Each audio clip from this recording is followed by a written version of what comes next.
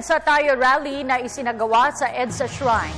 Ito ay kaugnay pa rin sa panawagang buwagin ang lahat ng uri ng pork barrel. Ang detalye sa ulat ni Sam Ramirez. Gaya ng Million People March na nagsimula sa isang Facebook invitation na kumalat sa social media, ganito din nag-umpisa ang EDSA Tayo. Muling dumalaw at nagkaisa ang mga taong sawa na sa katiwalian. Muli silang sumaklolo kay Birheng Maria na nasa tuktok ng EDSA Shrine, ang siyang mukha din ng People Power 1 na nagpalayang mula sa diktatorya at ang People Power 2 na nagpatalsik naman sa isang pangulo. Ang panawagan ng grupo ay malakas at malinaw. Itigil na ang katiwalian. Parusahan ang lahat ng nagnakaw at kasangkot at i-abolish ang pork barrel. Sa pagkabulok na to, samantalahin to ng mamamayan na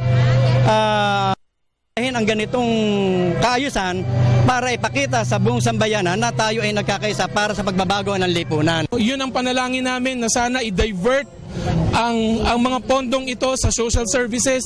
Hiling naman natin, huwag ibigay sa atin ang personal ibigay sa atin yung basic need. Ipinagbawal ang paggamit ng streamers, placards at effigies na may political meaning. Ngunit kanya-kanyang diskarte ang mga dumalo sa pagpapahayag ng kanilang damdamin. Ang iba idinaan ito sa pagkalap ng mga pirma o ang million people signatures.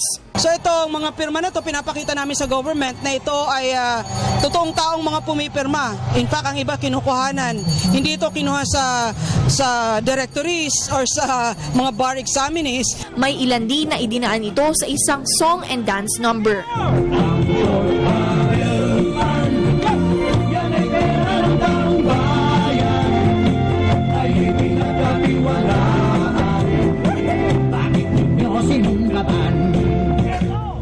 Ang iba bagamat dayuhan ay namahagi ng konting lamang tiyan at palaisipan. We're going to distribute food, free food after, and it is sanctified food. It is in our temple.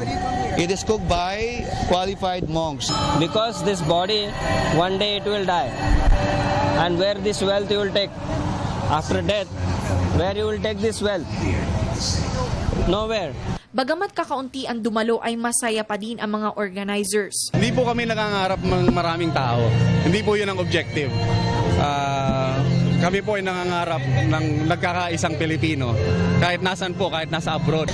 Unang nag-umpisa ang panawagan ng taong bayan laban sa korupsyon at pork barrel scam noong August 26 sa Million People March sa Luneta. At ngayon naman ay sinundan ito ng EDSA Tayo. At hanggat hindi pa nananagot ang mga dapat managot, ay mukhang hindi pa rin titigil ang taong bayan at hindi huhupa ang galit nila. Nag-uulat para sa Telebisyon ng Bayan, Sam Ramirez.